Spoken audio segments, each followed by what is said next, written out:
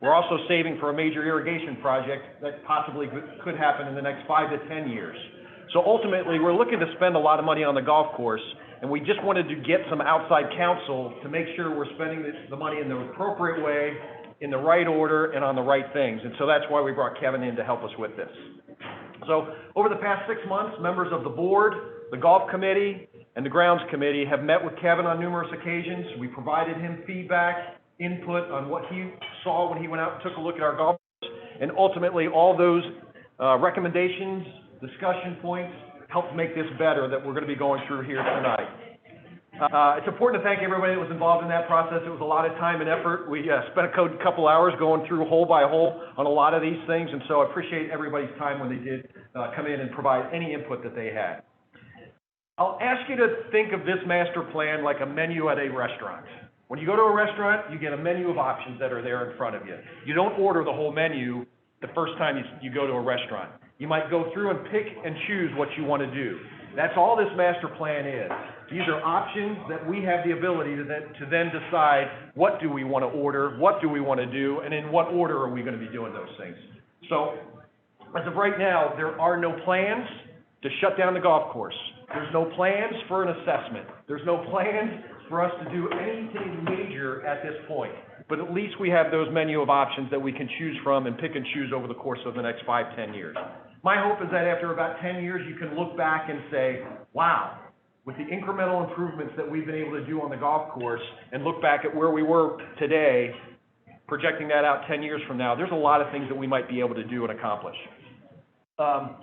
Lastly, I ask you to keep your questions minimized during the presentation. Kevin very well may answer all of your questions as he goes through the entire presentation, and at the end, we're going to have ample opportunity for any Q&A or any input or any ideas or thoughts that you might have. So with that, I'll turn it over to Kevin. He'll give you a brief background of him and himself, and then take it away. Okay, sounds good. Thanks for having me here tonight, this evening, and I've enjoyed this process going through the producing a master plan for you all. Again, my name is Kevin Hargrave. I've been doing this.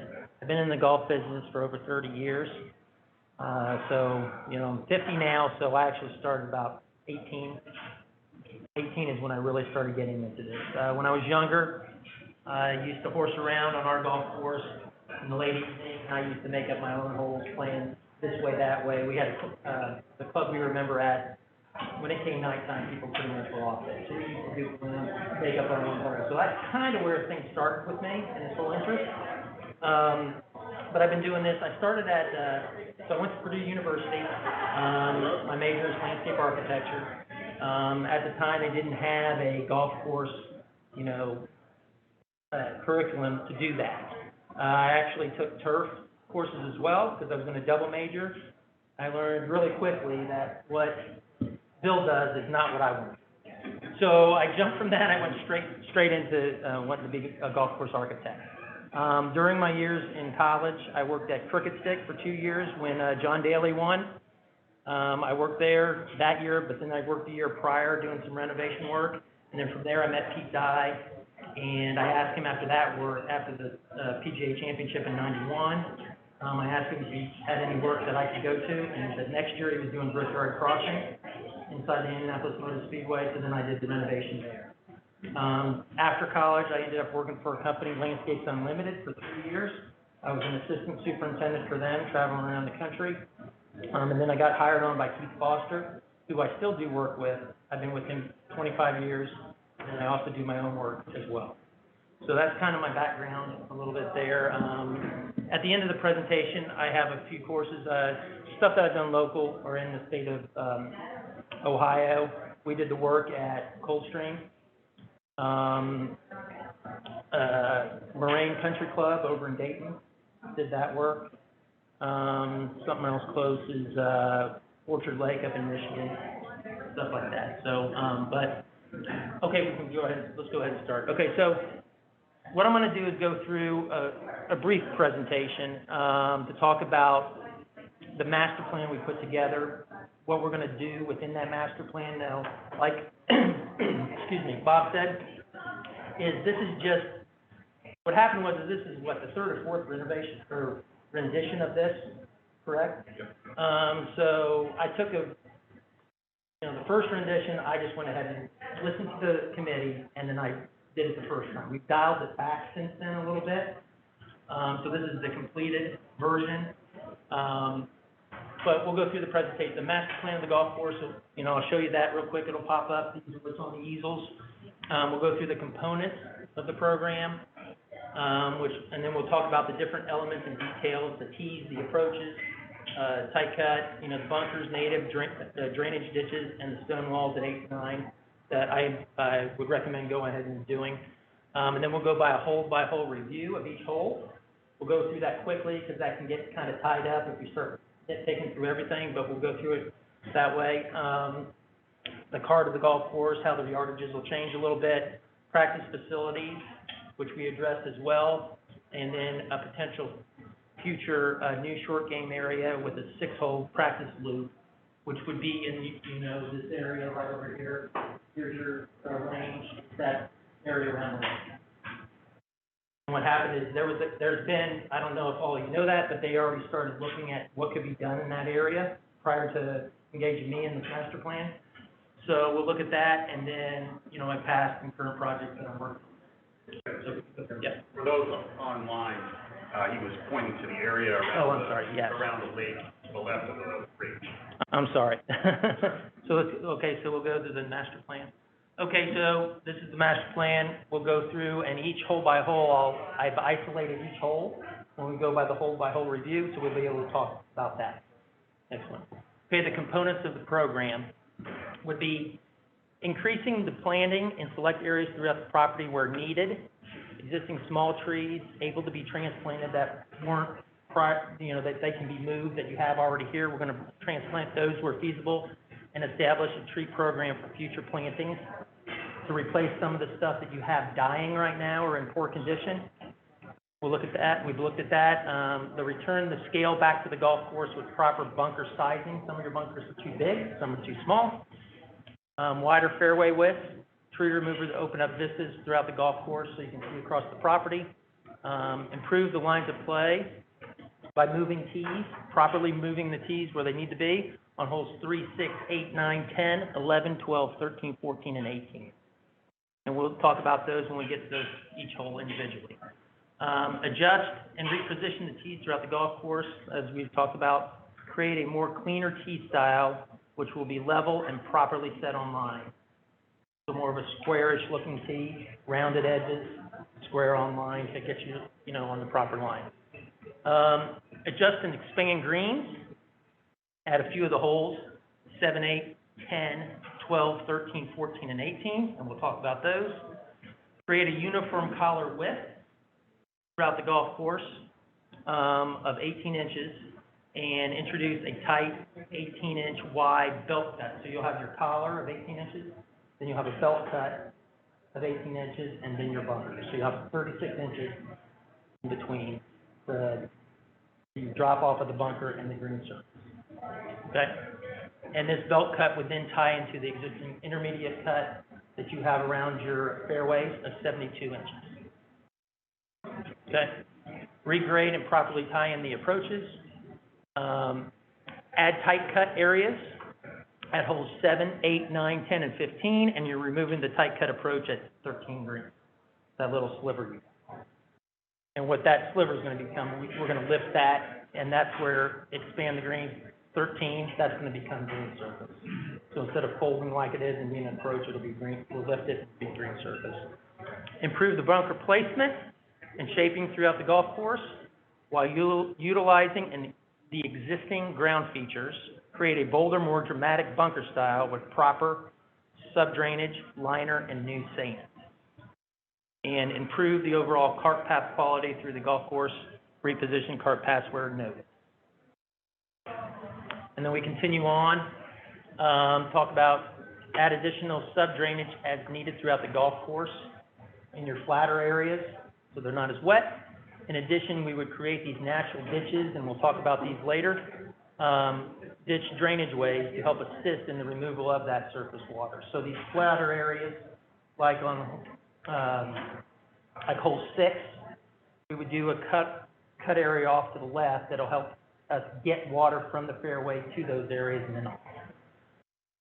Open up and beautify the creek running through the golf course, clean up the debris, as well as the dead and fallen trees along the creek.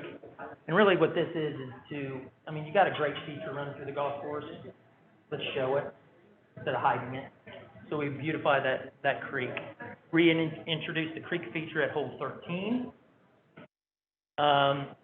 Create a thin and wispy stand of native areas instead of the thick and dense areas we think of native and you can't find a ball. This would be thin and wispy where you have the potential of finding a ball instead of thick and dense. Improve the practice facilities, and we'll talk about that. Create a short course that would play 4,200 to 4,350 yards for juniors, 9-holders, or the tee it forward option for the membership. And most of these tees will be placed within the fairways. In the future, consider splitting or removing the split rail fence behind 8 greens and 9 tees, and in its place, construct a 3 to 4 foot high stone wall. And this is the stone that when and if you guys do the tee renovation, some of this rock that you have on these tees, we would utilize that and just create a stone wall behind it instead of the split rail fence that's kind of, not as appealing back there. And that's how we would get rid of some of that. And any of this rock that we might have to take out of some of these creeks, we could use that as well. And you're going to generate some rock when you start doing work anyway, and we would just get rid of that.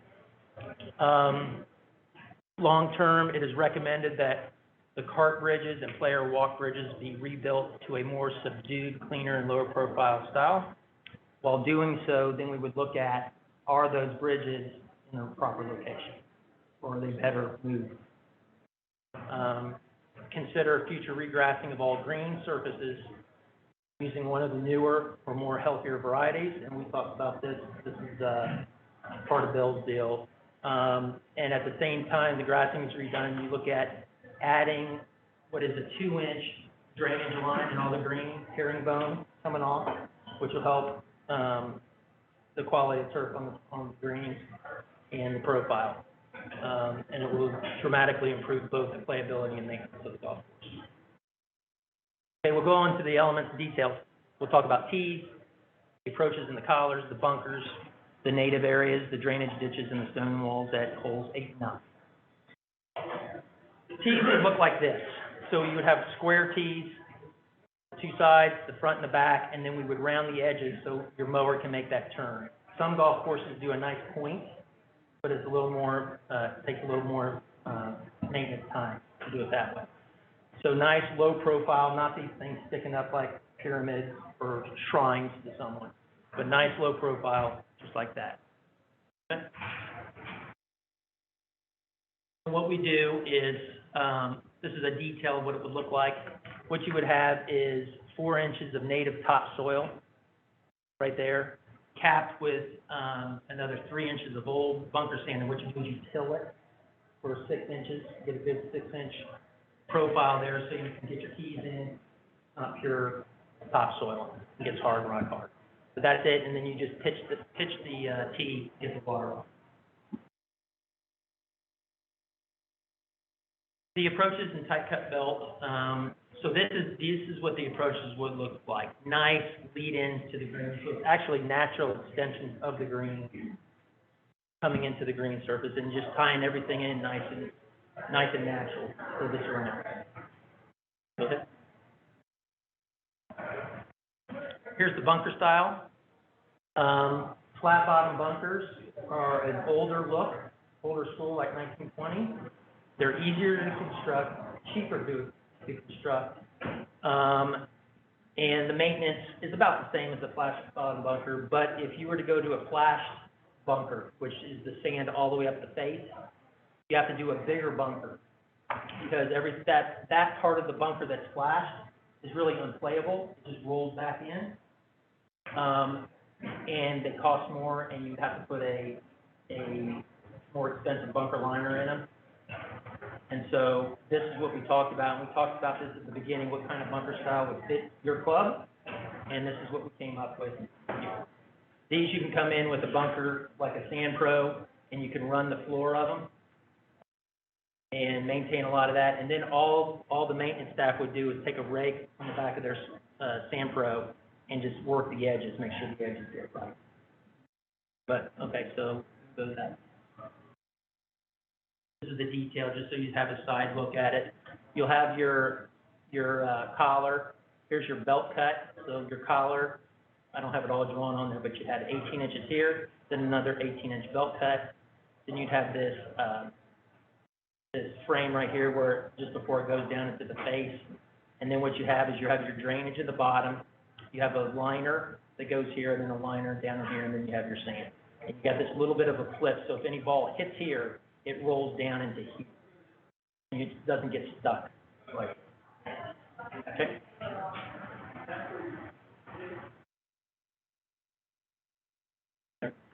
The native we're looking at, these are shots. This shot and this shot is the Marine Country Club in Dayton.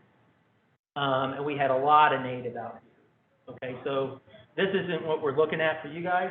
You know, we're just looking at areas where it's out of play that you don't have to maintain as much. So at Moraine, some of this native comes into play. We're not looking at that. We don't see that for this one. So, but what it is thin and wispy like this. And this is Philly cricket. This is the same type of thing. And this is areas where it's not even in play.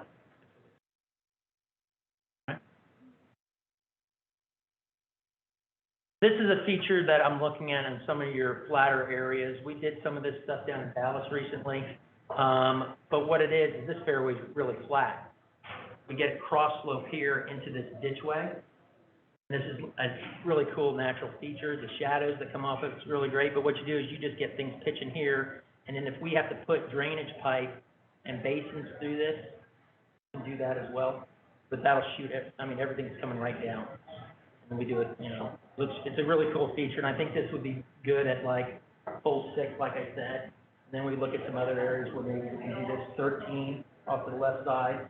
We can do something like that. Stone walls. So this is at 8 and 9. For me, as when I came here, I said, man, that's really cool right behind hole number 8. Okay, the green, of course, is too far back, and we'll talk about that when we get to the hole by hole deal. But behind that split rail fence, you did a nice stone wall there, and then off that stone wall, we do this broad swale off the back. This is the stone wall. We do this broad valley through here that ties into the green. We're going to pull the green shorter of that. And this is safer than that cement fence I look at. Bottom fence. If you got to get rid of this stone if we do this work. So this would be a nice place to get rid of it behind 8. And then if we have extra, then we'll go ahead and proceed it over to behind 8. So that's what we're looking at. Okay, we'll go into the hole by holes. Hole 1. What we're looking at is, okay, so hard to see on here. Can't. You can see it in the book. If you want to pull that out, these plans show a little better. The color's off a little bit. But your existing tee is right in here. There's a little dashed line right in there, okay? So the tees for number 1 are pretty much staying where they are. Where we work them and put them online and make them square and everything. But what we're also looking at is you could, on tournaments, when you need a little more yardage, you could actually play on 10 tees. And you could play here, and then you could also do it for 13. So what we're doing is we're getting 13 tees a little further away from number 1. So that's what that tee complex we're looking at there. We'll put 3 or 4 trees here to help block number 9 green from 10 feet. But what we're going to do is we're going to shorten this fairway. We'll use that sod, that fairway sod, somewhere else in the process, wherever we widen fairways or something. But we work on these forms. You got a couple cool little hillocks right there. We'll work on those. And then what we would do is we connect the green and the fairway. So we'd have to bring in some material here to lift that, but then we'll lead into the fairway, instead of having that. And then we rework the bunkers. Green stays as it is, and what we do is we clean up the surrounds, and that's where the colored areas are. So when you look at this, the colored areas are the areas being adjusted. or recommended adjustments. Not everything out there. Okay, hole 2. Hole number 2. There's 3 memorial trees, right? There's 3 memorial trees right there. Preferably, I would have liked to swing these tees a little bit more, but we got memorial trees. So we kind of left them where it is. We're adding a tee in the back here, adding about another 10 yards to the hole, setting everything on line. Here's the existing fairway. We're cutting that out, putting in a new forward tee right there, shortening the hole a little bit. And then what we're going to do, we're going to expand some of this native over here. And then the fairway itself, you know how you come off grade right here, and then it kind of does a swoop like this, and the ball's laying right in that back, right? So what we're going to do is instead of having this type of ditch, we're going to have something like this. So you're still going to have a valley, but you're going to raise it about 4 to 5 feet. What we're going to do is we're going to take the top of this and the top over here, and we're going to push that dirt down into the valley. We're going to extend that pipe, fix that pipe that's down through there, and then we're going to widen that fairway a bit. For landing area, okay? We're going to remove some of these trees here, and then we're going to take this path that kind of cuts in here that kind of restricts the amount of fairway area you got. We're pushing the fairway, or the cart path over a bit here. So that'll be fixed there, and then at the green, we'll set in a bunker into this form, and I really like this nice little hump right here, but what we're going to do is we're going to widen the fairway over that hump so you can play off, okay? And the rest of this cart path stays the same. So really on that hole, there's not a lot of work, but there is cart path work at the tee to get everything set. All right, hole 3. Number 3. A lot more verbiage on this one. Anyway, I love this hole. This could be really, really good hole. Really good. But the tees themselves, tees for 3 and the tees for 8 should be flipped. Okay. Number 8 tees are not high enough elevationally down here so that you can see the fairway on the back. Okay. So by moving them up, you got about 6 feet, 5 to 6 feet of lift right there, just from that. Okay.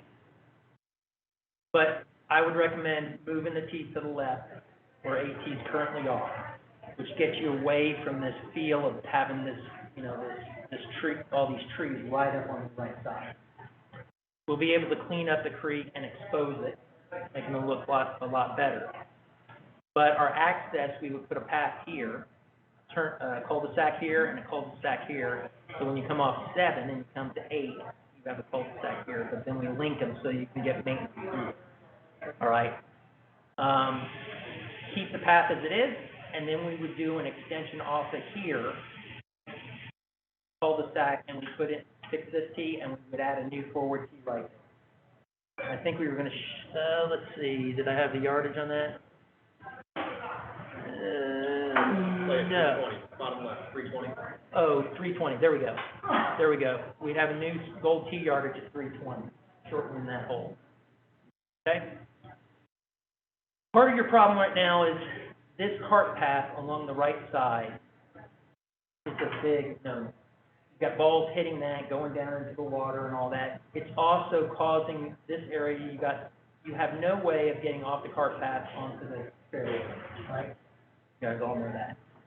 So my recommendation down the road, I don't have it on here, but we talked about this as a committee, is eventually get this cart path down the left side of the hole.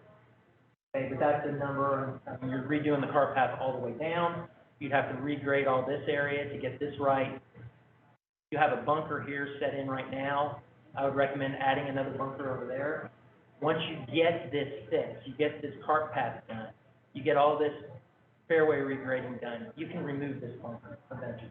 You don't need it. Right now, you're using it to help catch shots. So down the road, that's what you would do. But on this, what we have drawn on plan is we get this whole circulation and get you cart traffic back to the tee instead of having to go up and back or walking back, right? So that's that. At the green, set in a bunker into that nice form there, widen the approach out just a little bit. You have a nice little hump right in front of that green. It's really cool. Keep that, and you work with it. Okay, and then we rework this around.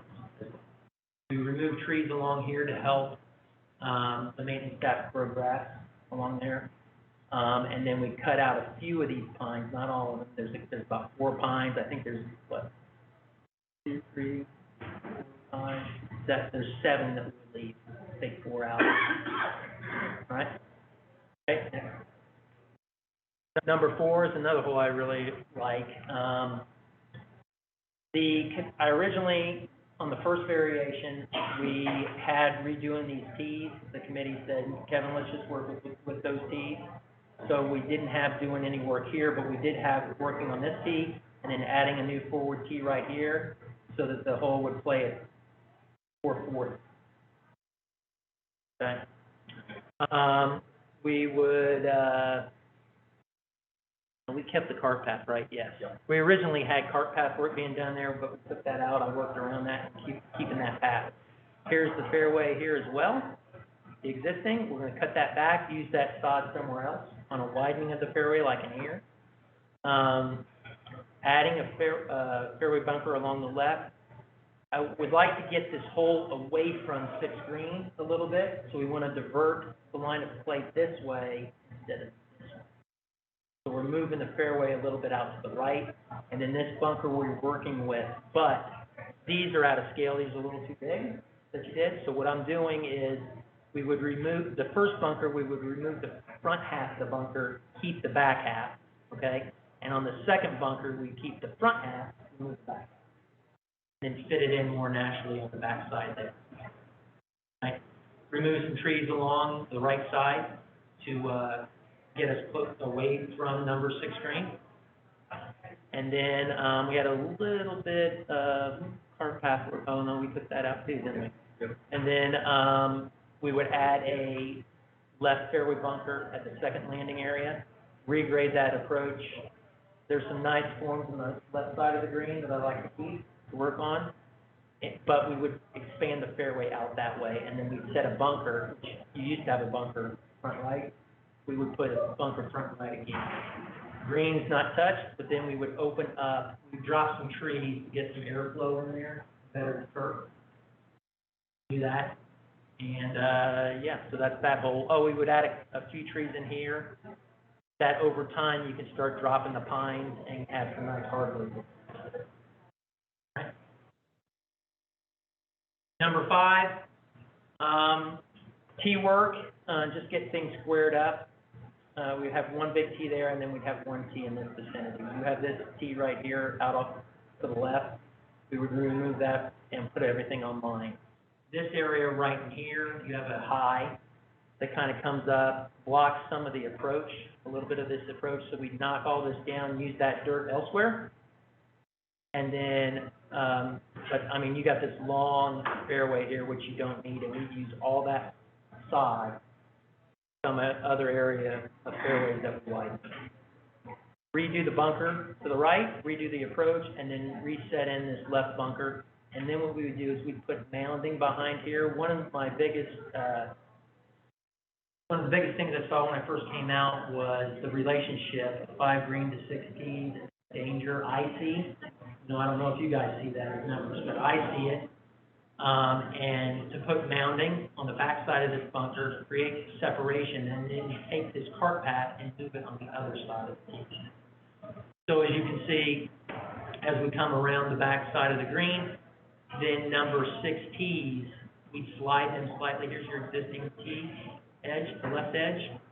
We would move them over slightly, add a back tee here, and then get this thing on line. I keep this tree to help separation as well, get people to live this way, this shot. But all these trees, I drop these, they aren't important. That's the key tree, and I keep that, and there's a key tree back here. All right? Number 6. On number 6, we talked about the tees. Cart path, we'd get it over as quick as we can on the right side, and then we'd add a forward tee right here. Here's your existing fairway, we'd shorten. And then what we do is we create more of a dog leg to this hole. So we push this fairway out to the left, bunker in here. This is that second, landing area bunker on 4. So we set bunkers here. So here's your existing fairway bunker. We move that out that way, and then we set a bunker on the inside and get people going this way, and then into the hole, because this is the angle you want to approach the green from. It's further to the left. And then I really love this green. Wouldn't touch it. I love the feature along the left side. We reset in that bunker into that feature better than what it is, and then we set in this bunker a lot better than what it is.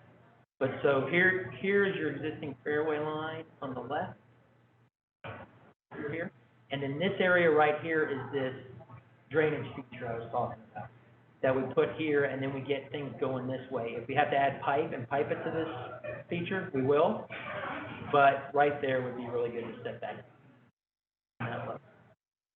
Then you'd have all your native off the side, so we're good. All right. Number 7, first variation, I had these tees being redone, but we talked about this and the money that was spent on those tees. We didn't think it would be worthwhile at this time to mess with them, so they would all remain the same. But what we would do is do a tee here, get rid of this fairway that you have. We would do a tee here that you could use for a new forward tee as well as a drop. And that's at 85 yards, yes, 85 yards right there, okay? Clean up, open up this creek feature, drop some trees here, and expose that cool rock ledge you have there. We would create an approach for this hole right here. We would reposition that bunker. We set in the bunker there, move that one there, so you're not clearing that. It's more like right here, and one is back right. And then we would expand the green slightly along the left side. Give us more room, so we're not so narrow on that green. And we regrade this whole slope to make access to the green as it currently is. Keep this nice key tree here. We drop this one, and there's another key tree here that we keep those two. That's that hole. And we would add more native here, so you don't have to make them wrong. Okay.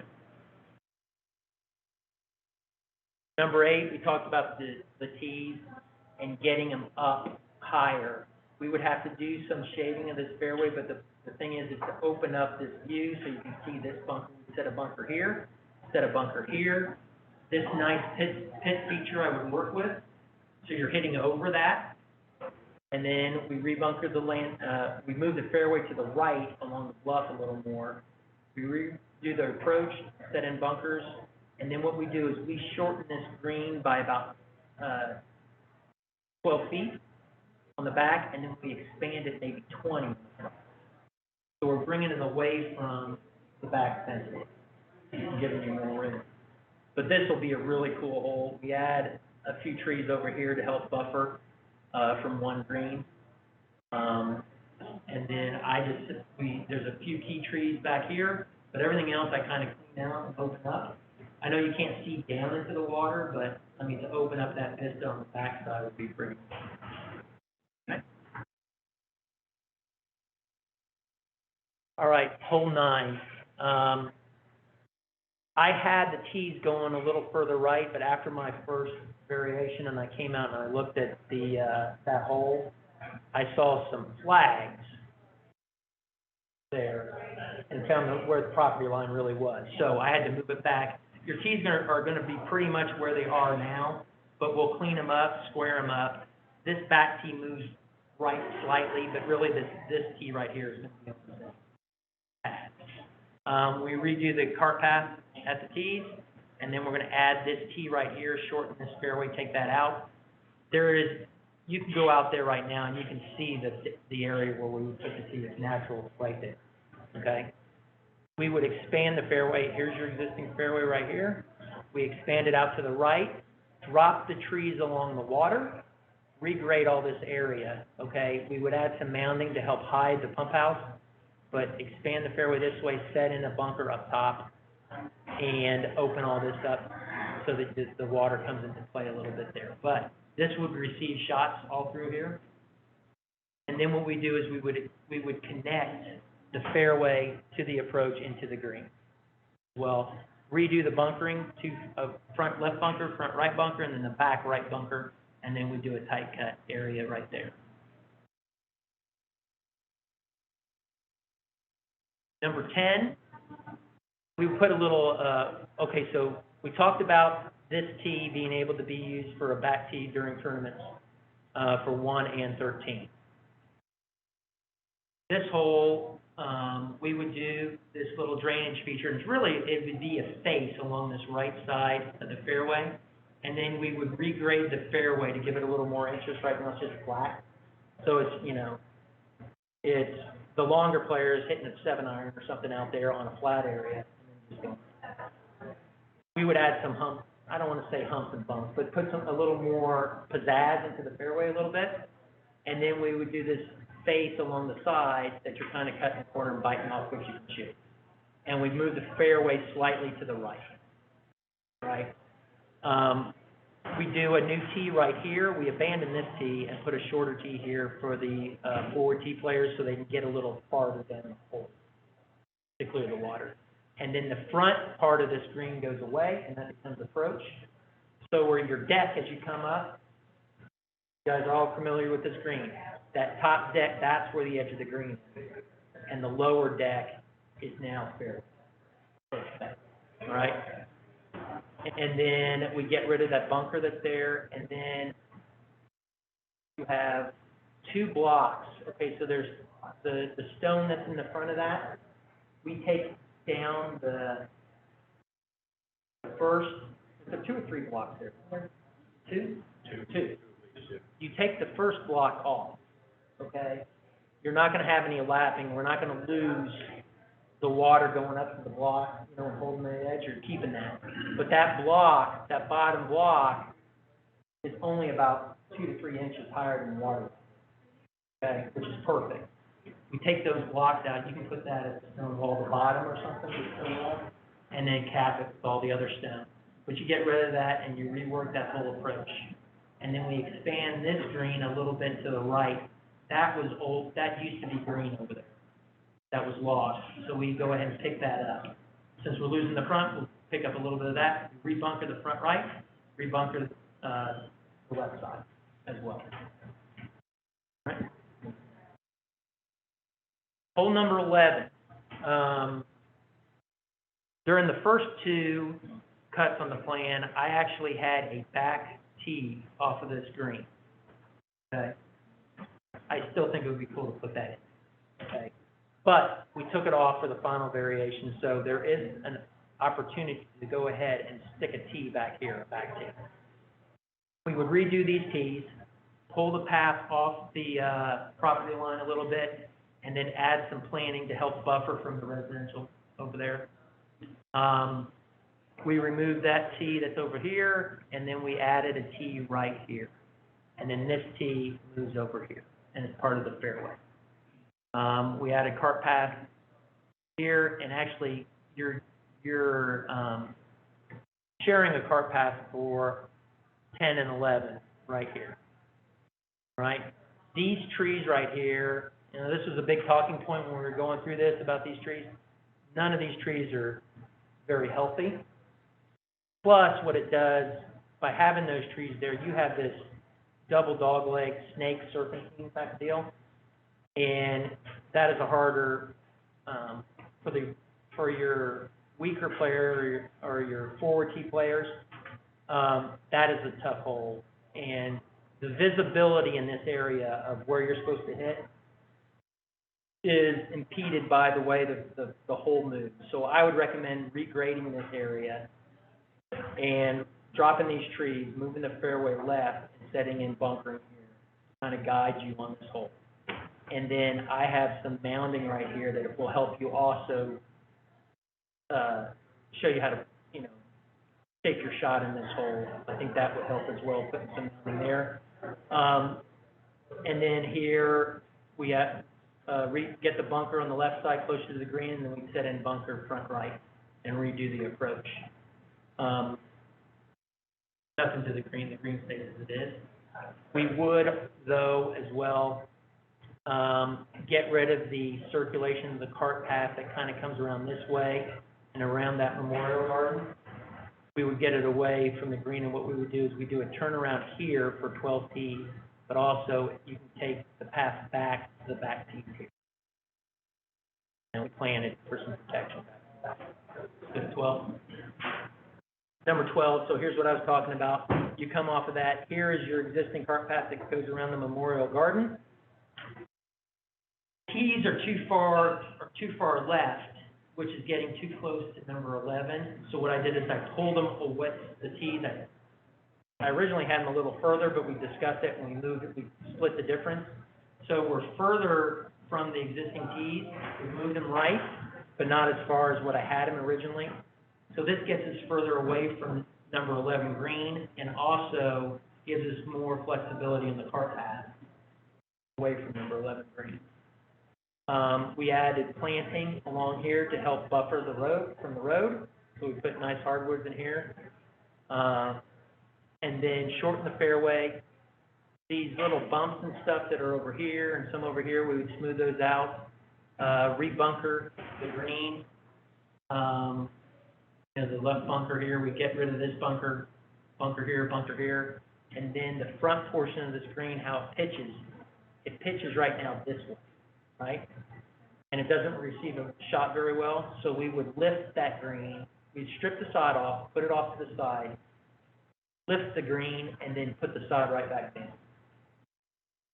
Okay? And then, and then do surround work there, and that's pretty much it. We'd add some mounding behind the green to help protect from.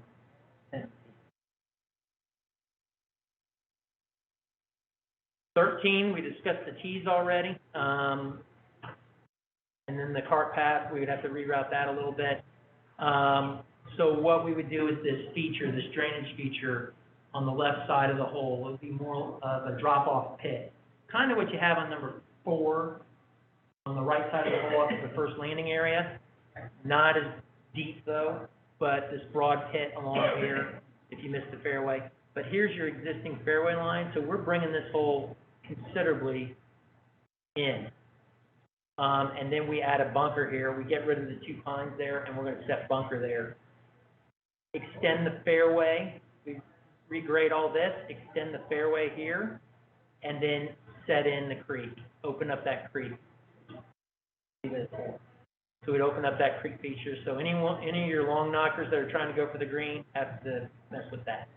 And then, of course, we rebunker the green, and this is that area right there where you have the approach. We make that green. All right. Number 14, the tees. We would share a back tee with a new back tee on 18. Set those online. This pad, just to get everything consistent, we would use your existing pad, but cut the tee to resemble all the new tees that we're going with the square tee, instead of that organic thing we have now. All right. This is just a little tweak on the fairway. We would widen the landing area here, so this is a widening of the landing area, tweak the path away from the landing area a bit. Then what we would do is we expand the fairway here. We would regrade this slope to make this receive a shot a little better, and then extend the fairway here. You have this mess that you have up here with drainage. We would fix all that so that your access, you don't have to come around it there. But then we would clean up this area and the creek feature going across. Here's your existing fairway here. We would extend it over. This back part where you have a bunker, and we would extend the green. We would take that bunker out and extend that green in the back, give you more green there. And then we rebunker your green complex, bunker front right, and one front right, front left, and then one mid right to help catch shots there. The question is when we were working this, if we could do one bunker. Maybe when we got out in the field, we can look at that, but looking at the grades and stuff, I don't know if I could do one bunker, so that's why we did 2. This one will be a little higher than this. But, put that. That's that hole. Then the question is that down the road, if you ever redo that bridge, the footbridge, is that in the proper location? I actually think it's a little too much in play. I would move it over a little bit, but we can work with it. Hole 15. 15, part of the, when I was going around the golf course, most of the year, par threes were about the same yardage. So what I'm also trying to do is some variation. So we shortened this a little bit just because everything was at the same yardage in the back. So we shortened this a little bit, but essentially they're all, it's on the same line. It moves to the left slightly. Redo the, path here, tying into the existing bridge. All the path along the right side stays the same. This bunker's a little too big, out of scale, so I redid that one. We removed this back bunker, and we do a tight cut behind there and shorten the fairway coming in. Green stays as it is. There's a lot of trees, though, that need to be dropped in here so they can grow deep in grass. So that's where you see all this hashing is a lot. We keep the good ones. I don't know if these are the good ones, but what I did is just show that we're going to thin a lot of things out so we can get airflow in there and good service. Number 16. 16, we talked about the tees. We're going to keep those, but we're going to add a new forward tee, which would shorten the hole from the forward tee by 15 yards. This is the existing fairway, so we take that out, use that sod elsewhere. Where we would use it is right here. So we would join the fairways, and we would put drainage in that low so that we can join those two fairways, regrade that. We would fix this, the forms over here, that low, so that you can access from the cart path. Rebunker the green. This bunker is way too small and out of scale. So what we do is rebunker the front. You can't see it anyway, and the green stays as it is. We open up the left side, drop some trees. So we need to drop trees down the left and the right. Yeah, that's that hole. Pretty simple. Number 17, this is another hole I really like. Redo the tees. So this is where some of that stone from these tees you would use to build the stone walls. But we redo those tees. What I did is this tee is down in the hole and, straight up the hill. So that tee, what I did is I moved it here. So we're adding another tee there, which gets you up elevationally. But then also, this forward tee is big enough where this tee that we move back, you can also move up here. So you can play both those tees from that position. And there is your existing tee, forward tee. We're moving it up. So we are shortening this as well. We're moving the gold tee forward 20 yards. Shorten it there because there was concern that that hole was too long from the forward tee. So we addressed all these moving of the tees forward was a talk amongst the committee about those are the ones that get the most complaints for the forward tees about the hole being too long. So we addressed all that. This is just a little fairway tweak, but then we set bunker on the right side at the second landing area into the upslope, and then we set that bunker in the front left, and then redo the approach. But really, there's not a lot on this hole. It's just tee work, and then a couple bunkers there, and then clean up the swing. Is that 18? All right, number 18, redo the tees, and then what we do, access to the forward tee isn't very good, and it's away from the cart path. So what we're going to do is we're going to move that tee forward and closer to the cart path, tweak the path a little, get it set in there. But redo all these tees. Like I said, we're going to share the 14 tee, back tee, and the back tee at number 18. We're going to extend this hole to play, I don't even have it on there, do I? What was it? That was like 240, 235, something like that. 235, 240. So we're making it more of a, longer finishing hole there. And then, of course, here's the fairway. You got way too much fairway here. We don't need that much. We'll use that elsewhere. Redo the approach. We will extend via cut. We don't have to lift this green, but we can extend just slightly the front of that green and redo the approach and then set in bunkers. And then what I had proposed is to do, this right here is your proposed, area being redone.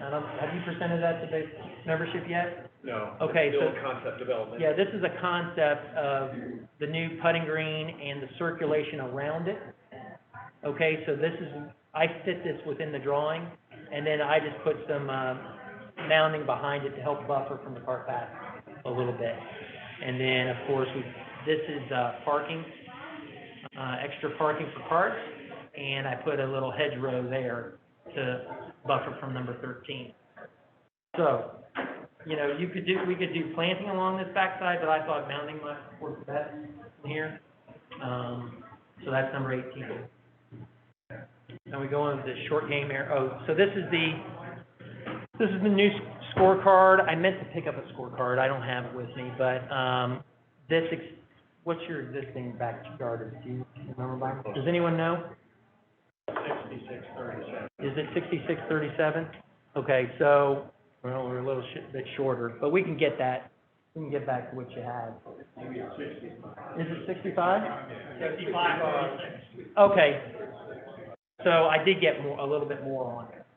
Okay. Now, if we were to put that back tee on number 11, you'd add more yardage there. And then add holes 1 and 13, talking about using the 10T, that's more yardage there. On 1 and 13, those are both about 25 to 30 yards apiece. Okay, so there's 50, 60 yards there, and then I think another 20 at number 11. So you could get another 75 yards if you add the T on number 11 too, as well. Okay? So that's that. Okay, the practice facilities. The big issue was talking about this enclosed teaching facility. We cannot put that under the existing power line, so we have to be 50 feet off of that, at minimum, okay? So, we looked at this, we thought about maybe over here, but then you lose your short game area here, so it has to go here, okay? And so this was the 50 feet off of that. So we put in your little enclosed, and we put it online with these target greens like this, so you can go to this target green, all these, and then you can hit drives out through that. That's why this is kind of shaped as it is. Originally, I had done an arcing tee, but I guess you guys had previously already put this tee in and the synthetic and all that. So the committee elected we're not going to touch the tee, the practice tee itself. So we looked at redoing this. And then this area, we're going to keep the existing green, but redo the tight cut area around it. Remove the bump, all that stuff around it, and just kind of have 2 areas you can hit side by side. And then what we would do is we do these targets like you have, but more pronounced, up, feeling more like a green, and then put in bunkers to, highlight those greens. And so this is a driving lane is what this is, and then this is just approach leading into it. And then what we would do is we'd add planting along the side so we get buffered from the existing, hide the residential a little bit. Oh, these bunkers. Okay, so these aren't sand bunkers. These are, you build them cheaper than a sand bunker, okay? And all it is you can't tell from the teeth that what you use is the limestone shavings. When you go to a quarry and they got that powdery stuff, residue, they sell that for really cheap, and you put those in the bunkers, okay? And you can run a ball picker through the bunkers and pick up the balls because it's hard like concrete. But you cannot tell. What you do is you get that limestone to look like your bunker sink. So from a distance, it looks like a bunker. All right? Okay, let's do the next one. Okay, so here's the future short game area 6-hole practice loop. And really what it is, it's 3 holes that you can play one way and then back the other way in reverse, okay?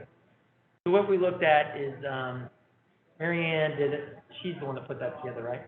Is she here? Oh, there she is. Okay, so she sent me that plan, and then I tried to expand on it and do a little bit more with it. So this is your existing lake, okay? So what I've proposed or looked at is, how can we do a nice little short course? This would be walking, this isn't driving a cart. So this is a little practice thing you can take your son or daughter out to, or you can go out and do a quick 3-hole, 6-hole loop, okay? But what it was to do a more substantial short game area. So this is your short game area. You have a parking area coming off the parking lot, and this is your short game facility right here, these 3 greens, okay? But then on top of that, what you do is you could drop a ball in the middle of that practice facility, play number 1 to a green here, okay?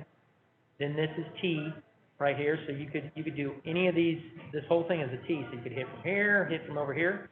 So then you play hole 2, okay, to this green, right?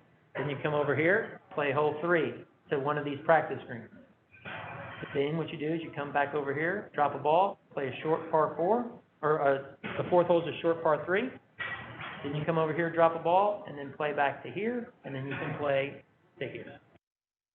A little 6-hole loop.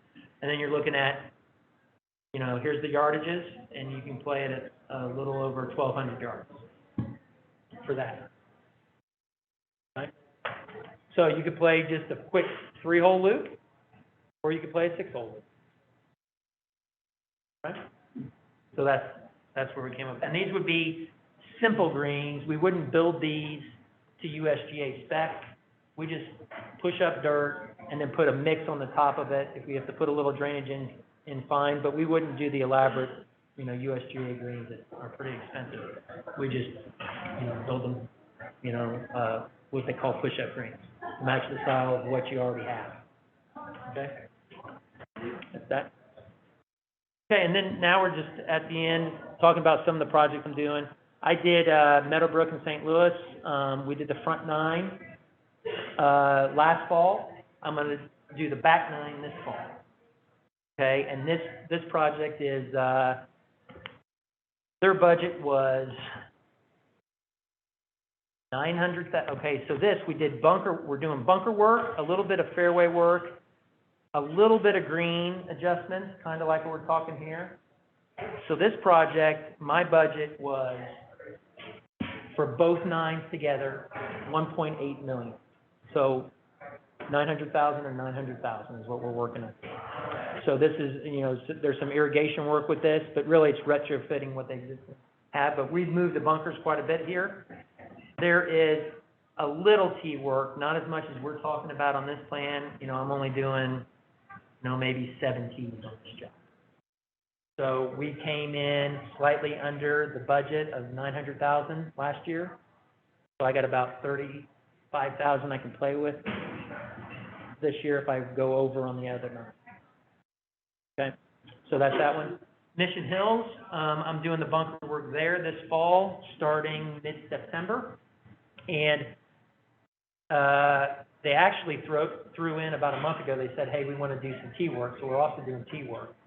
So we're doing all the bunkers. These are more of the splash bunkers. These are more expensive to build because you have the liner you got to put in there, but that's the style there. So that's in Kansas City, and that budget is $1 million for the bunkers, the bunker work, but then we added tee work, which is about another $150,000 for that. So we're looking at $1.1 million for that work. But that's, a lot of that's eaten up because you have to do the Federbilly bunker. And some of you might have heard about that. They use it at Augusta and some of these other places, and it's really expensive. Right? And then Blue Hills, I finished this. This is the driving range area. This isn't complete, but it's a dual driving range from 2 different directions right there. This is their putting green, and then they did a flat lawn. This is the clubhouse and the patio, and between there, we did this nice flat lawn where you could do croquet, bocce, and stuff like that, and a lot of the kids use this area anyway. This green was moved over here, and they didn't have room, but all the kids running around, so they wanted this play area, is really what it was. And so what they're using it also for is they put drainage in there, and they're using it for weddings, outdoor weddings and stuff, so we did that. This is one big range tee, and then this is going to have a couple target greens here, but then these are all target greens, and then This is more of a teaching and take-home assistant, but that we did last year for $1 million. Okay, so then the next one, Columbus Country Club, I did that work, separated it out, front 9 in the fall of 2016, back 9, 2017. And that was a total, that too was about 2 million, 1.8, 2 million. And that was bunker work. They redid probably 60% of their tees. They still have about 40% to go. But we did little fairway work, bunker work, and we lifted a few of the greens there. Next one. And then Moraine Country Club, that was a little more expensive, because we did everything. We did the whole golf course, driving range and all. And then they killed off all their natives because it was thick and dense. And they killed off all their natives, redid it, and they actually went back and did it a second time because they didn't like how it came in the first time. And then they actually sodded up everything. So it was a lot more. It was probably about a $5 million. So there we go. I think that's it. Yep. Okay. Okay, just for the people online, if you have any questions, feel free to type them into the Zoom chat, and we'll ask the questions. But open it up to questions, comments from the room. Kevin, what was the final count on bunkers? I believe it was, okay, so we're not including the bunkers on the driving range and the practice facility. On the golf course, you currently have, I believe, 34. Is it 34 or 30? 35, somewhere in there, okay? We have, I wanted to go a little over 50, but what we ended up, I think it ended up being 49 or 50 is where it was. But, yeah, so we upped the amount, but then we reduced the size of some of your bunkers, but then we also enlarged some of the other ones, so you probably have a little more square footage overall, but I tried to keep everything a little, you know, in that same range so that you didn't have to go over it. But, yeah, so that's where we're at. What's an average golf course? An average golf course, usually most of the stuff I do is between probably about 65 bunkers to 80 to 85 bunkers. It's usually the you know, so you guys are a little shy on the amount of bunkers you have. So we didn't get to that number, but we're about 48 to 50. That's not including the bunkers on the range or the practice bunkers. What I didn't do, before we get into the questions, what I didn't do is really go over numbers. Okay, I had 2 contractors do some preliminary numbers just to kind of give you an idea. Okay, so if we were to do everything on the plan, not including this. Okay, so this is a luxury. We all know that maybe down the road we can do that. He's pointing at the short game area. I'm sorry, the short game area, the new short game area around the pond. Okay, if we do not include that, and we do not include a new irrigation system, which I know you guys have already looked into that, and I don't know if the committee has shared that with the membership, have they? No, with just the board has gotten estimates and is starting to save money for that future. Yes. Okay. So as an architect, the big things that eat money up real quick is irrigation, okay, cart paths, and any of this fancy stone wall work that you do and all that kind of stuff, okay? T-work's cheap, okay? The biggest thing on T-work is moving the irrigation, okay? So if you are going to put in a new system, you would want to think about doing the shifting of the tees as you do that, okay? And any bunker shifts, any major bunker shifts. But you could do a lot of your irrigation work, and it wouldn't be affected if you waited down the road to do certain things, okay? When you decide to do work, the cart path has to shift when your tees shift, okay? The stuff around the greens really can stay where they are as you have them, unless you do a major shift on a hole. So really, irrigation, cart path, and any of the fancy stuff like stone walls and bridges and that. That's the expensive stuff. Key work isn't expensive. The bunkers we are doing here really isn't expensive. If you do the flash bunkers, it's expensive, okay? Green work, when you rebuild greens, that's really expensive. But if you lift greens like we're talking about or widening and do this stuff, it's not that expensive. Okay. So I wanted to lay that out first. So I got numbers from two contractors. One of them is based out of Dayton. The other one's based out east. Right now, it's hard to get numbers from a lot of contractors because though COVID has hit us all differently, in the golf market, as an architect and as a contractor, we're busy. You can't find a contractor right now. If you said, hey, Kevin, we want to go ahead and do work this fall, luckily there's a local guy that came out and kind of looked at it, but your big contractors, they can't touch it. They say, if you do it next year, we could do it, but we can't do it yet. Okay, so I got two numbers, and they both were pretty close, okay? And if you don't include the irrigation, and you don't include redoing all your cart path, and you only talk about the cart path I show on plan as being tweaked, okay? The number is between 2.2 and 2.3 million. Okay, that's if you guys say, we're doing it all, we're gonna do it all right now, okay. But I'm gonna talk to you about breaking out the number a little bit that is more reasonable for every club, okay?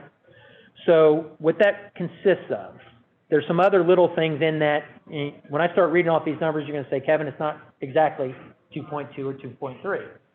Well, that's because there's like mobilization costs for them to bring their equipment here, have their people eat, have their people housed, all that kind of stuff. Okay, little things like that, some clearing and some all that.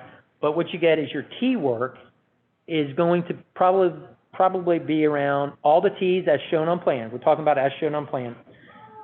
Tee work would be about 400,000. Okay, the green adjustments that we're tweaking these greens on these few holes, that would probably be about 250,000. Okay, whereas if you redid all your greens, you're talking about $1 million, easy, maybe $1.2 million, based on square footage. Everything's based off of square footage. Okay, your bunker work, we're talking is probably between 500 and 550. Okay, for all your bunkers. Miscellaneous drainage. This is, like 2 fairway, 6 fairway, 17 fairway in some areas. If we were to put drainage in those fairways and some other drainage across 16, the low and all that, if we allot an allowance for that of probably about 125K, okay? Fairway shifts, if you have a contractor do it, it's going to be about 200 to 215,000. But if you do it in-house, well, what we're doing is you're taking these shifts on some of these fairways, and you're taking, like on 13, that area right there on the left, you salvage that, and then you're extending the fairway on 13, then you use it there, or you use it somewhere else on your golf course. So what you're doing is actually you're saving sod money, okay? You're not having to buy sod. You already have it. You have a sod farm. Let's look at it that way. And so you're saving money there, okay? You can actually, a lot of clubs do that stuff in-house with their staff, okay? And you can save money on that. And you can do that over time. You don't have to do that right away. We could start doing that this fall if you wanted to do some shifts. So that's that. Native areas, you do all that stuff in-house, part of your maintenance program, and you can do that over time. Now, the cart path that I have on plan being shifts or added, stuff like that, have you gone over with the club, the cost of the, okay. Can I? Yeah. Kind of give it, okay. Yeah, absolutely. Okay, so the number that they were given, if you guys were to replace all your cart paths throughout your golf course, is $450,000, okay? My number. 450 to 550. 450 to 550, okay? If what I got from the contractors based on the plan, it's 215,000. Okay, So that's just the addition. That's just the additions or the adjustments that you see on the plan, and you leave the other ones as they are. Okay?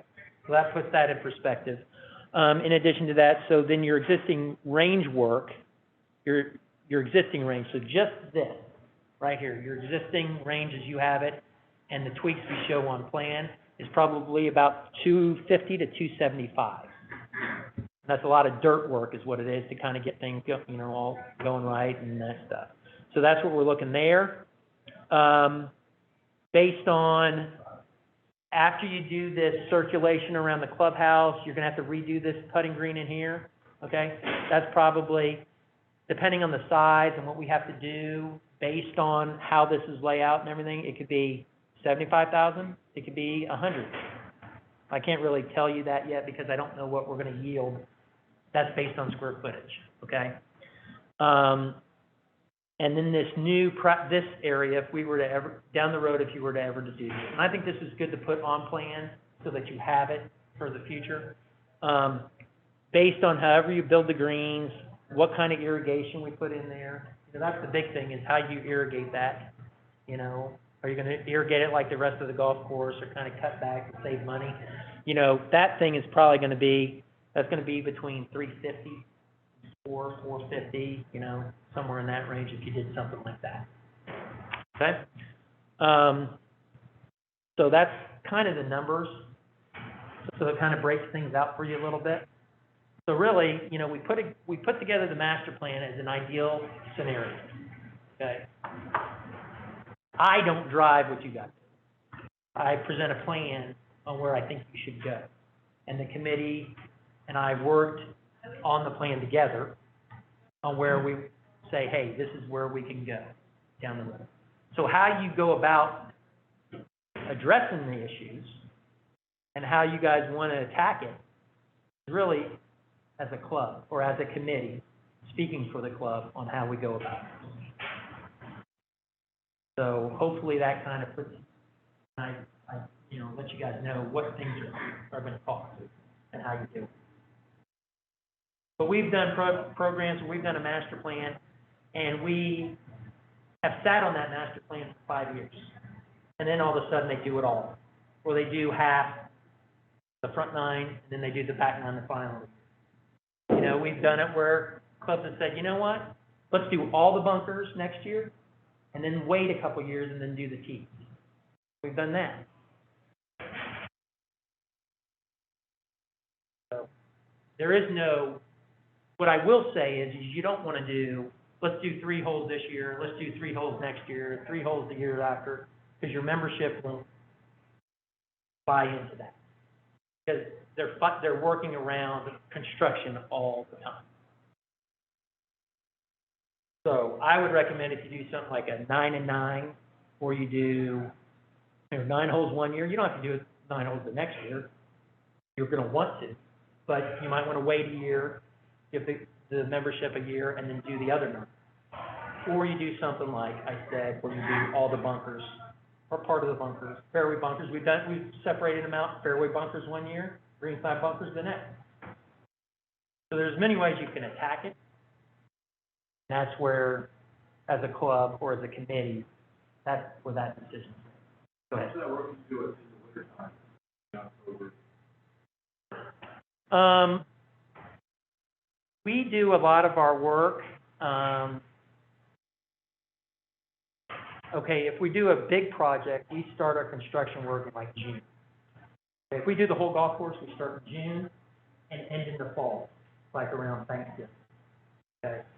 If you do, depending on the size of work you do, a lot of the work we do starts like September, and then depending on how much you do, you can end in October, November, and I've gone up to December based on that. The problem is when it starts getting around Thanksgiving, is hit or miss. You might get snow, you might get a wet snow.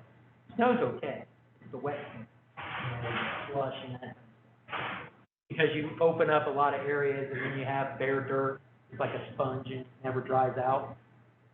So, you can go, I've done jobs right up to Christmas. The weather's right. But then I've also had some where you know, you get to Thanksgiving. 9 and 9, whatever. When would you be shut down? Okay, so the job I'm doing in St. Louis that I talked about, Meadowbrook, where I did 9 holes, front 9 last year, we started the end of September, and we ended December 15th. And that's probably gonna be that's the same window we're doing the back 9 this year. So end of September to December 15th. What's it, but you said before it would be shut down, we would go to 9 holes. Well, I mean, everything's on the table. There's other even considerations that we're looking at. So, back up a little bit, like the discussions that we've had in the committee are cart paths. We have money in the budget to do cart paths. I think it's 4, we have, it's 4, 1 year, year and a half later, do another pool. Problem is, the cart paths are needed on explain 14, 15, 16. So you sit there and you look at it and you go, should we be doing the cart paths when we know that that whole drainage line needs to be done, we're gonna fill in? And so we have that same problem with, 13 going through 1 as well as 2. So that's kind of where the committee's head is that it's not so much we're gonna do 1 9 at a time, but if we're gonna do, a drainage, we're gonna be doing 3 holes at a time, you know, at that point. So it's not really a 9 at a time. Does that make sense? Yeah. Yeah, I mean. You start off saying we wouldn't be shut down, but it seems, I'm not, well, it seems like a lot of work. If we do everything, absolutely. I don't think that the committee's heads or even the board's head is wrapped around the idea that we're doing some massive thing. It's more, we're gonna do this year, do that next year, and, you know, a 3-hole, again, I'm speaking, you know, my opinion, a 3-hole would be a massive, you know, evolution. This is aspirational. Yeah. This is aspirational, and so as we look at addressing something like the drainage on 1, you know, if we're gonna do that, then maybe it makes sense to raise that level up and connect. What drainage work, you can do all winter. You're just working around the weather, so that doesn't really, if you have to you know, when you throw down sod, you can work pretty late if you're doing sod. If you're needing to do seed, you need to get all the seed down on the ground by September 1 is what most superintendents, and I assume that's when you would want it. If you were to seed something, a lot of them their drop dead date for all seed on the ground is September 1. That's how most superintendents go about that. I think in your opening remarks, you said something about a 9-hole short course. Well, the 6-hole. That's different than the practice area. Oh, you're talking about, yes. So what we would do is you did, through the golf course, it would be at 18. So what you're talking, your course would be 4,200 to 4,250. We do a shorter, golf course, for either kids, for juniors, or play it forward. The PGA has a program called Play It Forward. Okay, so what we would do is we would just put teams in fairways. So we flatten off an area that you actually have a team area in fairway, so they would play it that way. Yeah. But it'd be all 18 holes, but you could do 9 holes. You know, the front 9, you could have a front 9 course and a back course too. You could do it that way. I have one question online so far. It's a comment about bunkers. We have about 35 now, right? What was the answer in terms of your plan has how many bunkers? It was either, I think it was 48, 49, something like that. I kept it under 50 because as a committee, we said we can increase, but we don't need to go over that. So the question essentially is, you know, seems like a lot more bunkers. Mm-hmm. Not against bunkers, just seems like a lot. Is there an alternative? Just trying to understand the cost, benefit. Yes. Okay, I mean, we can do grass bunkers. Okay, there was I don't know if, there was a well-known architect back in the day, A.W. Tillinghast, okay? And he did a lot of work during the Depression and stuff. He did some work during the Depression, and there was courses that we have worked on where he actually put in grass bunkers, okay? Knowing that down the road, once the Depression we got through the Depression, that he would come back in and make them bunkers. So you could actually do, and some architects are doing, grass bunkers, putting the drainage in there, it looks like a bunker, but it's grass. And then we could do that, and then if you could either leave it that, or down the road, you could make it a bunker, and you just core it out that way. So we could do something like that, where they're more of a grass bunker or a grass feature. The same way, yeah. Now, I have to look more into what makes sense of being a grass versus sand, but we could do something like that, yeah. Yes, sir. Put it on, you want to get extra length on the course, Mm-hmm. if you could play 1, 10, and 13 off of number 10 D. Yes. I understand that correctly? Yes.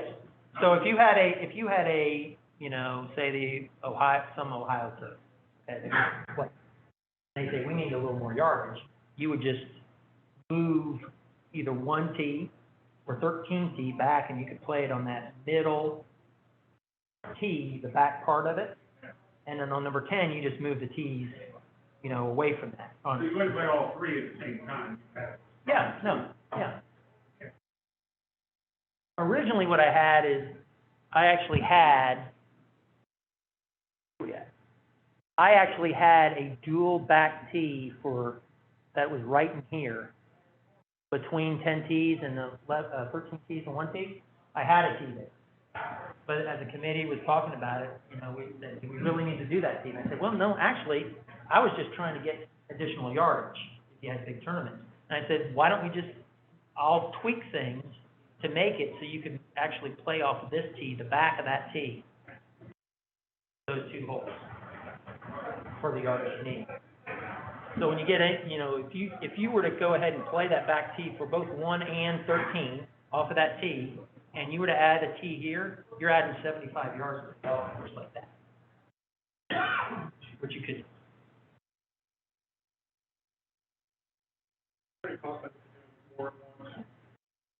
Yes, because each time a contractor comes in, he has to charge what they call mobilization cost, which is bringing the equipment. So they got to pay a truck driver to bring the equipment here. Then they got to, you know, wherever they're having on site working, has to have an apartment for whatever that duration is based on how much work they're doing, and then they feed them. So, like if you were to do all this at once, every contractor does it different, but you're looking at probably 50 grand that they're going to charge you. If we were to do all this at once, they have a number, 50 grand for my guys, me to get the equipment there and house my guys. And so each time you do that, now it'd be lesser work you're doing, so your number's not going to be 50,000 each time they come. You know, but they're going to charge you a certain amount for each time they have to bring equipment in and all that. So the more times you have them having to do that, you're paying that right over.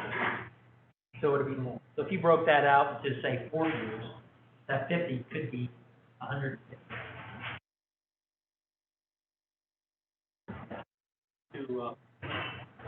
Does anybody have any idea what maintenance costs would be if we do the whole plan, or if we just add a extra bunkers, some ballpark estimate about increasing labor costs and maintenance? Okay. Might need to repeat the question for those online, I don't know if they can hear that. Okay, so the question is the maintenance cost going to go up, right? By us going ahead and doing this stuff? Yeah, that's your question, that's the question. Okay, so, asking Bill this. Okay, so based on how much time he spends on his bunkers when it rains, the washouts, having to pump the ones that are filling with water, okay? You're not going to have that. Okay, we're going to get the bunkers so they drain properly and out, okay? So then what he needs to answer, and we've talked about this, is, you know, what he's going to save in not doing that, he's going to have a little bit more having to probably mow the faces. Okay, so right, Bill, wouldn't you say that? Yeah, I would say there'd be 4 day-to-day maintenance or weekly maintenance would take a little longer. Probably be another person or two seasonal staff But he's not gonna have, and you're not gonna have the headache on a day where you have a big tournament, you know, the club tournament or something, the men's tournament or the women's or whatever, and it rains the night before, and they gotta come in and delay play because he's out there pumping bunkers, fixing bunkers and that. That you're not gonna have. Plus, I'll also point out that this is reducing a lot of maintenance on fairway area. There's a lot more native areas that will be utilized, so that will cut down on some of the time that. So, interest in having you comment on the benefits of shortening or reducing the fairway size on par three, et cetera. Time of project. Yes, well, every one of these holes, I think I shortened every fairway. So that's less fairway in some areas, but then we're gonna utilize that size, to either repair bad areas you have or widen fairways and stuff.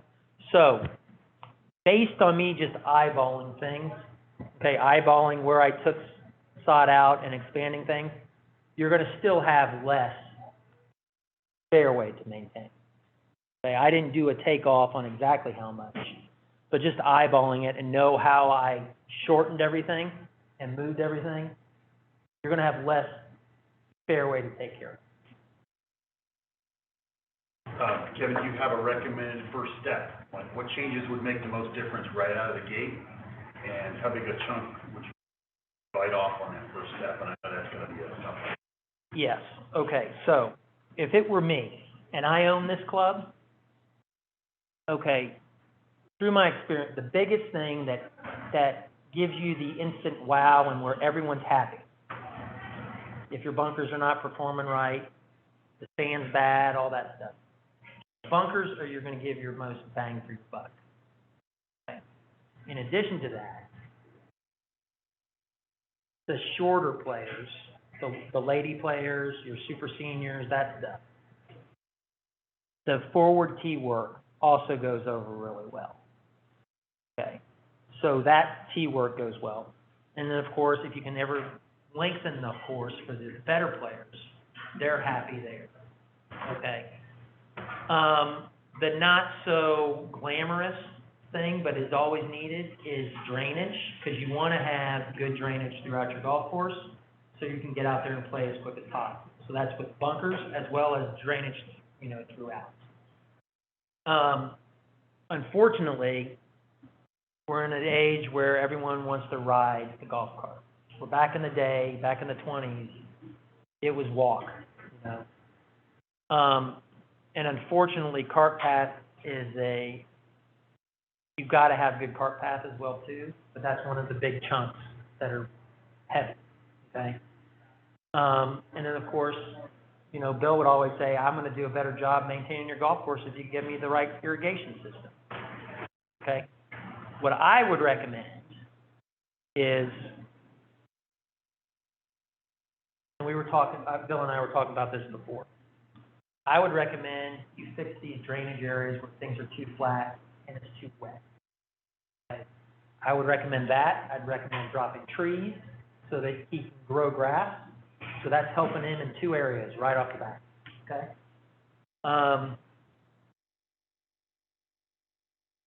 You know, honestly, what I would do is if you get the drainage right throughout your golf course, I would look at, instead of having wall-to-wall cart path, I'd put cart path at tees and greens. Then we get the drainage right throughout the golf course, so you can cut your cart path cost in half. That's what I would recommend, but a lot of clubs don't do that. They want wall-to-wall cart path. Does that answer the question? Does that kind of make sense? You can pick away at tees. You can pick away at tees over time. But I think that the bunkers are important because, you know, that gives a lot of, that's the real wow factor you're going to have, because the bunkers you have now compared to what we're going to do, that's going to be dramatically different. Can you talk about bunkers all about the proximity of the bunkers to the greens and how Yeah. they're not built Okay. right. And I the probably- proximity to yeah. the green is. And I probably missed that during my presentation to kind of make, but what we want to do is we want the bunkers as close to the greens as possible, okay? For a couple reasons. Your better players, you can get nice tight pin placements, get tougher for them. But your weaker player, they want to get just out of the bunker. When they're in a bunker, they want to be able to get out of the bunker, it hits the fringe and trickles on the green, okay? If you have a 12-foot difference from bunker to green surface, that's a really hard shot for your lesser player. So what we want to do is get the greens and bunkers tight together, okay? So that's why we have this.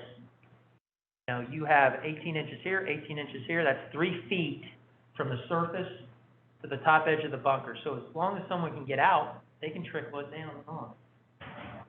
Okay? Instead of this long, vast, shot that they have to do. So that's what we're going to try to do. And then what we're going to do is sometimes on golf courses, they have a big chunk of material like this, and you can't see the floor of the bunker, okay? So what we want to do is knock down the foreground as low as we can so you can see into the bunkers, more visibility, and your bunkers are going to seem bigger than what they really are as well, okay? And it makes easy access into the bunker. And Bill and his guys, if they get in there with the Sand Pro, they don't have this big bump here that they have to transcend over. The back of the bunker rake gouges the hump, and it looks horrible. So it's a nice, easy access as well view into the bunker. Clean up the bunkers, clean up the faces, get a nice stand of grass there. Any ball that hits that face is going to come down, roll down here, and then settle in the bottom. Okay, and that's the same over here. See how that's pitched? So the ball will roll off. Now, the one thing that I will be honest with you is when you do bunker renovation, that sand takes about a year and a half to pack. So when you first start playing your bunker, you're going to say, this ball's not rolling back like it's supposed to. Okay? It takes a little while for that to settle. Okay, because you won't get the nice roll back off it, but eventually you're going to. Because even though you're putting in new sand, brand new fluffy sand isn't good. You want it a little dirty so that you have fines and you want you want rounded particles, and you also want edgy particles, so it'll end up packing together. If you have all rounded particles, it's just going to be fluffy, okay, because it's not packing. You want it to pack a little bit, and it usually takes about a year and a half. Okay. Kevin? Yes. I know you talked a lot about fairway. Our roughs, Mm-hmm. I was wondering if you had an opinion. We have quite a bit of variety in our roughs. Is there a remedy to that, short of ripping them all up and redoing them, or a way to improve the consistency of the rough? Okay. I know irrigation is part of that, but. Yes, I'm irrigation. just talking about the turf itself. Yes, okay. So what you can do is you can start a maintenance program in the fall where Bill and his guys, the crew, can go out there and start overseeding into those. And I'm sure Bill probably would like to do that, wouldn't you say? I mean, that would be Tell great. everybody what you guys are working on.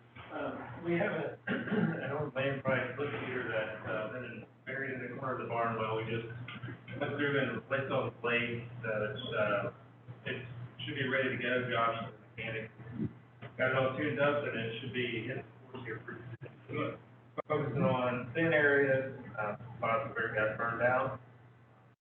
Try to get some desirable grass around that area. If we start overseeing, how long would it take to get more of a consistent crop?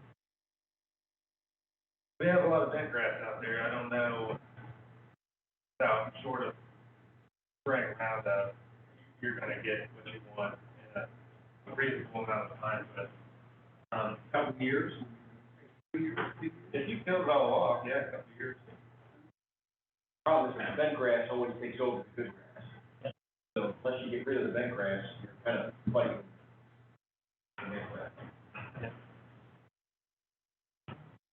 So what we've done on golf courses too, where we're expanding fairways. If you don't have enough sod that we're generating from cutting and flipping it over, you can also, those areas where we're expanding, you kill those off, scalp them, and then seed into the mat layer for the, and that takes, a year, it's not less than a year to do that.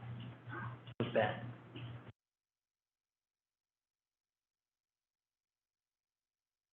Anything else?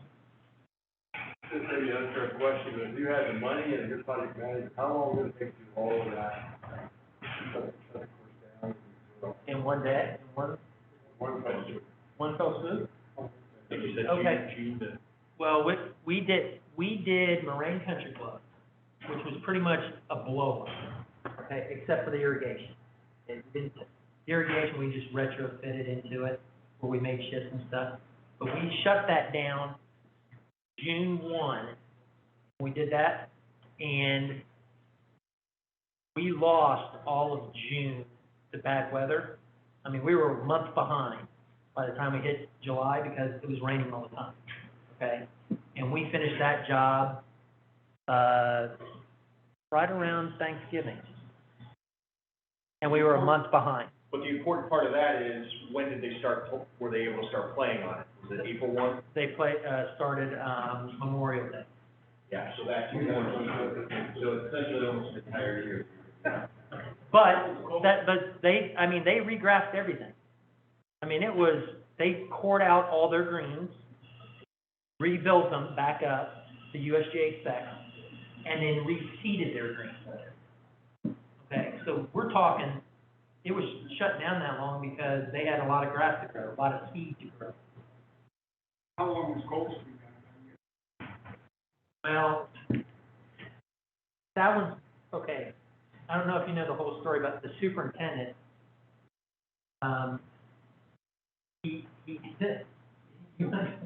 Yeah, so he's actually a friend of ours, a friend of mine. They contracted, they were gonna shut the course down 4th of July weekend. They did. Everything was going great, and the scheduled date to open was Memorial Weekend this year. In the midst of a 40-year-old gentleman. superintendent had a stroke. And He so was the that, project manager, and it really, so that's a hard one to sit there and say, I mean, everything went fine, but it got put back because of that, which affected the cart path work that we did, because he was kind of running he took over the cart path component of the job. And so that was a hard job to really say, because there were some things that happened there that don't usually happen. I mean, that's, July 4th to Memorial, it still opened up close to schedule. And we had a bad spring, Yeah. winter. Remember how dry it was, and so was a good growth. But, I mean, they're up. They're up and There down. I mean, 3 it's- weeks ago, it's a Yeah. beautiful course. except for the cart path. Right. The cart path did, I mean, they still don't have it in. But that was the circumstances there were a little out of the box. And that was the first time I've ever had that happen. The first tag on that was $6 million. They were down about. No, they were not, 10 less a year. 4th of July, the Memorial, till May 31st. And they just did that there. Very, very. You know, talk about, Steve, I'd like to a little bit, because when we did our surveys the last 2 years, number 3 areas that we needed to look for improvements was drainage. The microphone's right here. All right, was drainage, bunkers, and T-line. That's how this whole thing really started. It started from there, and then we had ideas in the grounds committee and golf committee about looking at repositioning 10 green or redoing it, and we thought, well, 2 of us in this room are experts. It's golf course architecture. So we actually went out and said, well, you know, we need help, we need a consultant. That's how we found Kevin. Okay, so what they have is, some of you may have seen this, on dozers, you have a instrument, it's like a level, okay? The dozer fluctuates the level tees and stuff on. So they have it on dozers, they have it on tractors, and so everything would be, leveling those tees would be nice and smooth. Okay, but what we end up doing is, you can't feel it or see it, but we usually pitch the tee a little bit, one way or another, to get the water off. Okay, but across that, if it's pitched, it's still flat, but it's slightly pitched one way or the other to get the water off. So they'll be nice and smooth and flat. The other thing to point out about the tees, with the way that Kevin's recommending it, you have to understand that he's telling us things based on how he's expecting the tees to look. So I'll use number 17 as an example. We've got all those rock walls that are right in front of those tees, which are difficult to maintain. You can't just run a strip with a lawnmower across there. You have to have somebody go out there and manually take care of that area to make sure it looks good. Weeding and all Weeding and all that that stuff. kind of stuff. That's right. So everywhere that you see rock is extra maintenance time compared to the tees that Kevin is recommending. So on 17, you would look at the back tee, then there'd be a little dip, but that's all grass area, to another flat tee, another dip going down to the next tee. All that area that you can see on these tees that is on the screen right now is just easily maintained, much quicker, much better for a maintenance deal. Saving them time. So those are the design areas as well on the tee. What do you think our next step? Time. Talk to the member, yeah. I think why you bring the checkbook tonight. Well, I mean, we get, what you said, to the membership and see what people will be willing to pay for and what we're willing to do. You know, my hope in all of this was just to get to this point, so that when we or whoever's on the grounds and golf committee is talking about what the next project ought to be, we've got a list that we can choose from. Outside of that, it's just getting this out to the membership, so the membership can start talking about it. So everybody's aware of what options are available for us to do. And that's where I said at the beginning, there's no discussion as far as shutting down the golf course, doing anything related to this big master plan that's happening right now. My hope is that from this one forward, that's where membership starts, coalescing and coming up with ideas and send it out to the membership to see, if this is something they want to do or not. In terms of the priority, the tees, rebuilding the tees is pretty high, and I think everybody would agree that. Is it possible to just do the tees? Yeah. And fit it in with existing deposits? And that's a great example, because for the last 2 years, we have put things in the budget to do some tee work, but it would have been different, slightly different than what Kevin's proposing here, and so I'm just happy that we have that to be able to do. Any of the people I've talked with, I play with, the tees are always a subject of conversation. I'm sure that that was the first priority, and it could be done relatively easily. Now, it's like, okay, so this is what, the tees at number 7.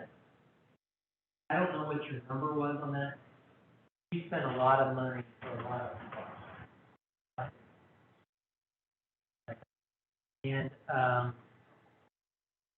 I'll kind of leave it at that, but that's the kind of stuff that, there's a lot of rock work there that you could use that money somewhere else. That's my opinion. Okay, start somewhere. Yeah, and that's true. You fix whatever you need to fix, but I look at it from an outside view. Okay? And I said there was a lot of money spent on stonework, landscaping, and all that, where it could have been spent elsewhere. Just one other comment, and that is, we talk about closing a course. I had a friend who lives in Florida, Naples, they redid the course down there, it took them a year, 14 months. What do you do with the members? Well, there's other ways to do it. We have done, like, other courses or what? okay, so what I'm doing in Vegas next year, we are gonna redo all their greens, okay? So what we're gonna do is we're gonna shut down one night. Okay, actually, we're gonna try to keep over, when a contractor works on holes, it's usually about 3 or 4 holes at once, and then another 2 that are in a different phase. So we're actually gonna try to keep 12 holes open. So 3 holes on the front nine, while we're also keeping the back nine open. And then as we get through the green, we're gonna create temporary greens short of the green, where after we get done with the equipment. You never want equipment out with a bunch of members, because they're on this big piece of equipment, and someone on a little golf cart isn't good. They sometimes can't keep, they're not looking for it. So, we are gonna put temporary greens cut in the fairway, or the, short of the approach, where members can still play to, while these greens are growing in, and try to minimize the amount of disturbance it has to the membership. So we can do that. So the course wouldn't be shut down completely, No. it would be playable a lot. The only thing that really affects you, the membership, to a big extreme, is if you're redoing the entire green. When you're coring them out, taking out the profile, putting in new drainage and all that, that's the biggest disturbance. If you do a bunker, we can do the bunker, or we can shut down a hole one day, or maybe for a couple days, do the bunker work, 2 or 3 days, do the bunker work, get out, have it resodded and everything, and you rope that area off, and if someone hits the ball into those areas, you have a ball, maybe every golf cart has a ball retriever. You just ask them to retrieve it, free drop outside the road, we've done that as well. So there's ways to get around that a little bit. If the work we're talking about, the greens for you, for here, if we did that work, you can strip the sod off, put it off to the side, build the green. In 2 days, you can have it all done. 2.5 days, you can have that green work done and the sod back down on it. But then you rope it off because the maintenance staff has to let those roots get in. So it's gonna take a little bit for that to root in. So you do the same thing, you rope it off, if the ball goes into that, you tell the membership, please don't go in there. Retrieve it, free drop outside the road. And same thing with tees. If you're doing a tee complex, you just have everyone tee off at the beginning of the fairway. Play a shorter hole, but you have them play from the fairway, let them do the tee work. And it's gonna take a little bit for that to root in as well. I can only speak for myself, but I think membership be a little bent out of shape, if you shut the whole course down, and you didn't get it at all, 6 months or 10 months or so. Working around it, as you just described, seems to be a reasonable solution. You know, I think, the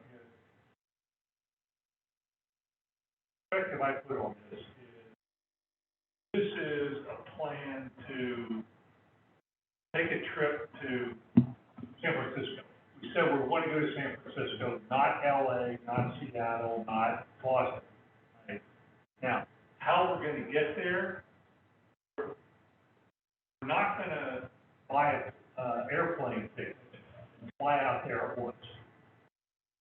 We're going to, when we got some money, we're going to buy some gas and get to, Peoria. Peoria.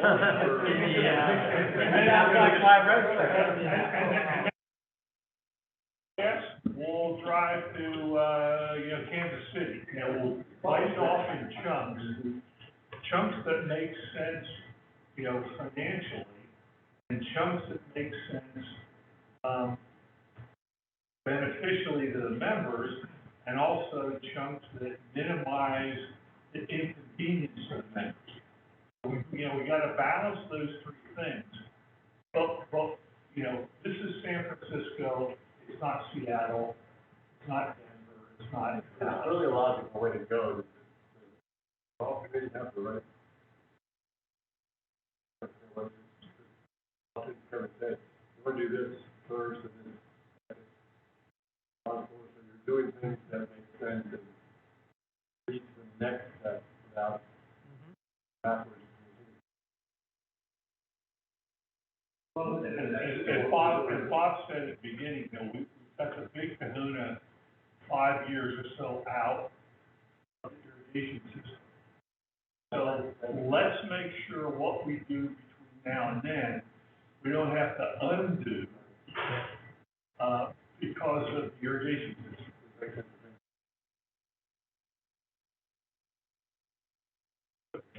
The problem is the irrigation system is a gigantic check. It's $1 million and change. Well, Right. no, pump house, 60% now, so. yes, What's that? The piping since November is up 60%. yes. Petroleum costs, yeah, so the cost of petroleum and everything are moving up, and that's a big number right now. So, yeah. Hey, Bob, ultimately, whose decision is it the board or the membership as to how much money to spend? Is there, I mean, is the board allowed to approve so much, and then after that it goes to membership? I don't know how it works exactly. Right now, the way that the current, and not to tip the hand, we've been working on a bylaws revision that addresses that specific issue. That will be coming out in the next few weeks. All right. But currently, right now, the board has unlimited autonomy to make any decision on anything. The only restriction that the board is on right now is the amount of an assessment per year and the amount of a dues increase per year. No. Well, it's in the revision, but it's, in the revision, it's, an obligation to notify the membership when they're going to spend anything above a certain threshold. And so the membership is aware that both would be taken on a major capital project.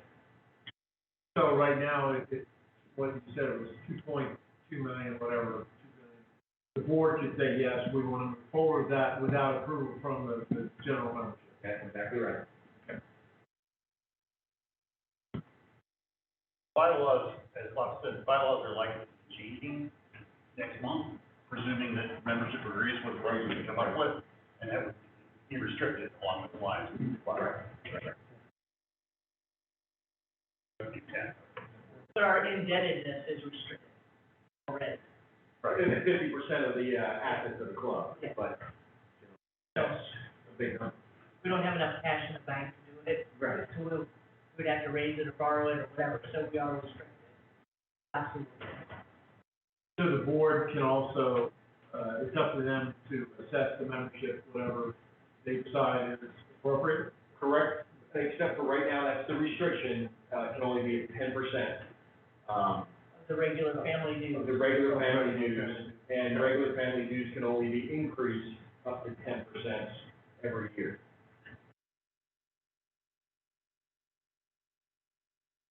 So what, so these 3 plans up, we're gonna put these throughout the club, and then you see the booklets that have been laying out, there's 5 of those, I think they're gonna just put those out in the club, so that any members that didn't get to either view on Zoom or come tonight, they can look at things. So what I would recommend is since you all were here and heard everything, if you see someone looking at it, maybe help them with some questions and stuff. That would be good, that helps membership understand everything that's going on. Kevin, Yes. thank you for all the work you put in on Thank you. this.